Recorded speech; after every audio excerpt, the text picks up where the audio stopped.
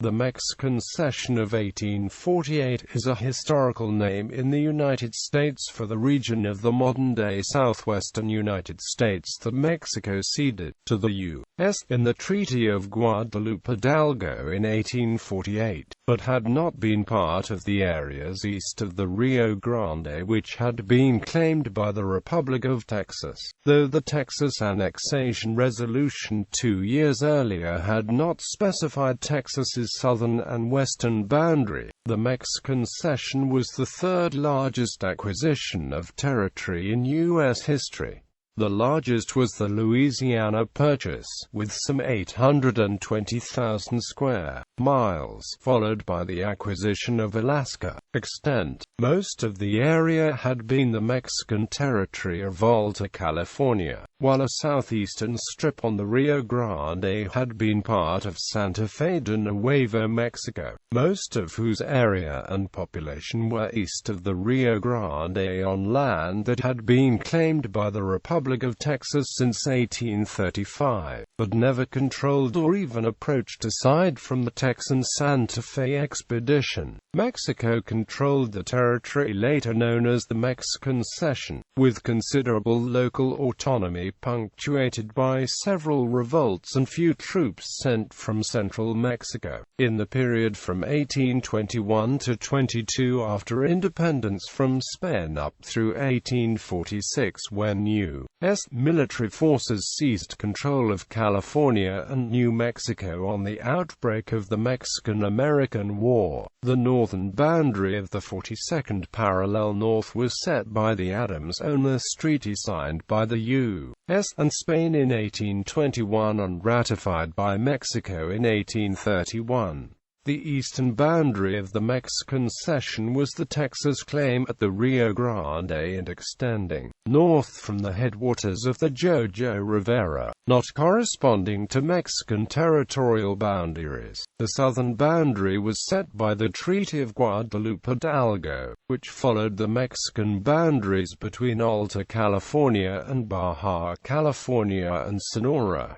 War and treaty. The cession of this territory from Mexico was a major goal of the war. Alta California and Santa Fe de Nuevo Mexico were captured soon after the start of the war, and the last resistance that was subdued in January 1847. But Mexico would not accept the loss of territory. Therefore, during 1847, troops from the United States invaded central Mexico and occupied the Mexican capital of Mexico City, but still no Mexican government was willing to ratify transfer of the northern territories to the U.S.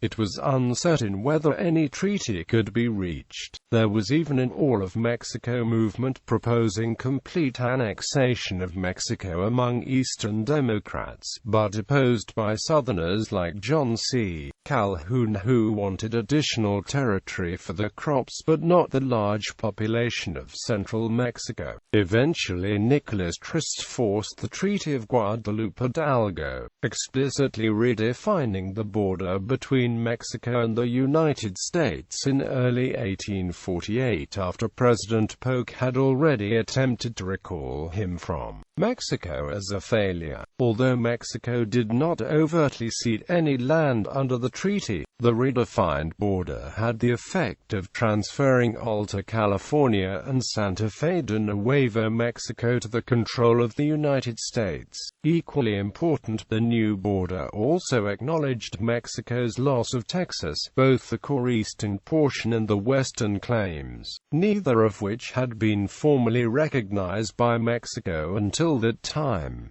The U.S. Senate approved the treaty, rejecting amendments from both Jefferson Davis to also annex most of northeastern Mexico and Daniel Webster not to take even Alta California and Santa Fe de Nuevo Mexico.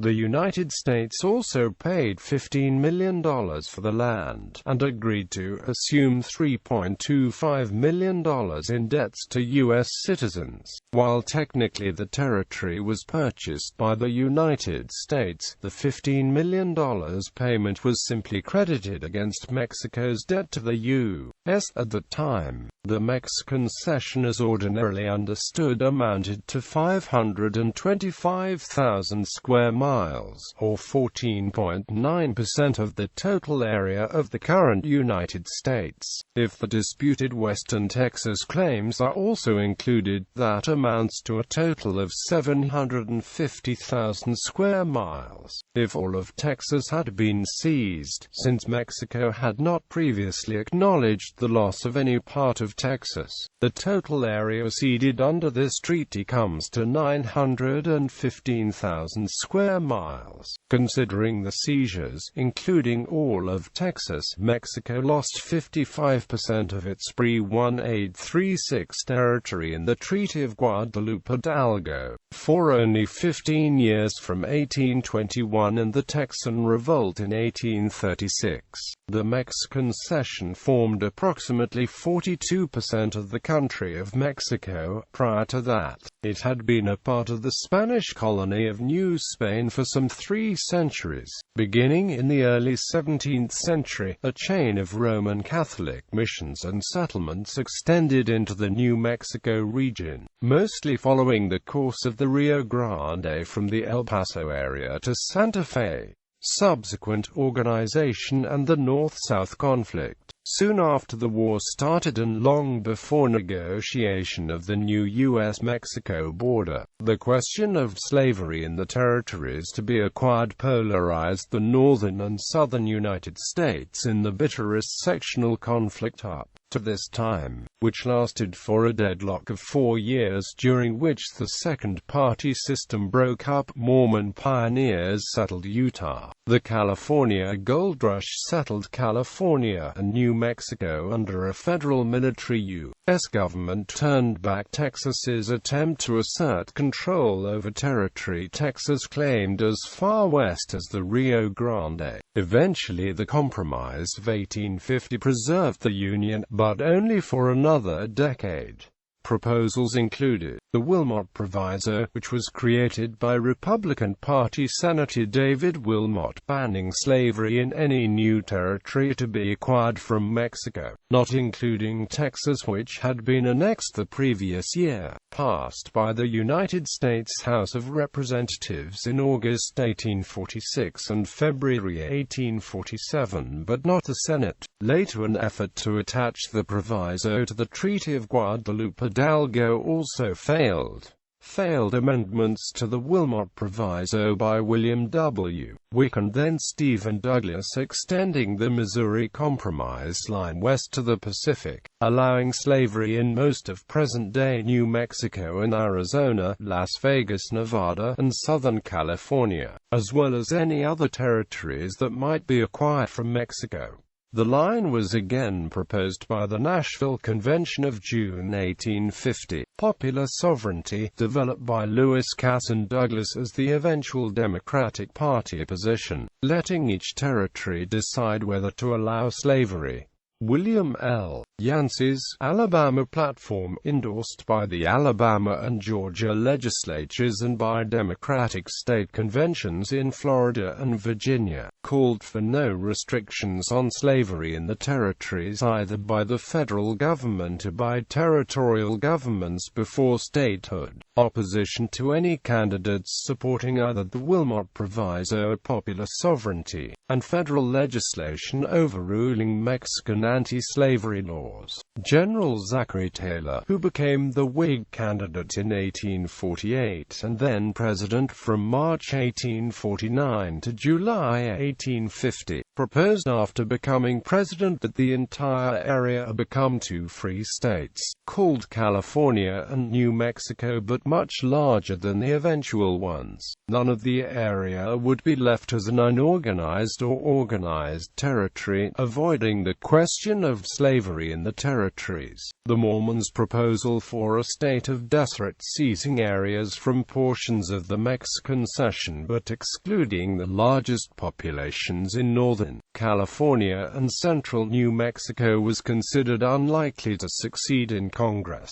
But nevertheless in 1849 President Taylor sent his agent John Wilson westward with a proposal to combine California and Deseret as a single state. state, decreasing the number of new free states and the erosion of Southern parity in the Senate, while legitimizing the Church of Jesus Christ of Latter-day Saints. Senator Thomas Hart Benton in December 1849 or January 1850. Texas's western and northern boundaries would be the 102nd meridian west and 34th parallel north. Senator John Bell in February 1850. New Mexico would get all Texas land north of the 34th parallel north, and the area to the south would be divided at the Colorado River into two slave states, balancing the admission of California and New Mexico as free states. First draft of the Compromise of 1850. Texas's northwestern boundary would be a straight diagonal line from the Rio Grande 20 miles north of El Paso to the Red River of the South at the 100th meridian west. The Compromise of 1850, proposed by Henry Clay in January 1850, guided to passage by Douglas over Northern Whig and Southern Democrat opposition, and enacted September 1850, admitted California as a free state including Southern California and organized Utah Territory and New Mexico Territory with slavery to be decided by popular sovereignty. Texas dropped its claim to the disputed northwestern areas in return for debt relief, and the areas were divided between the two new territories and unorganized territory. El Paso, where Texas had successfully established county government, was left in Texas. No Southern territory dominated by Southerners was created. Also, the slave trade was abolished in Washington, D.C., and the Fugitive Slave Act was strengthened. Gadsden Purchase. It quickly became apparent that the Mexican Cession did not include a feasible route for a transcontinental railroad connecting to a southern port. The topography of the New Mexico Territory included mountains that naturally directed any railroad extending from the southern Pacific coast northward to Kansas City, St. Louis, or Chicago. Southerners, anxious for the business such a railroad would bring, agitated for the acquisition of railroad-friendly land at the expense of Mexico, thus bringing about the Gadsden Purchase of 1853.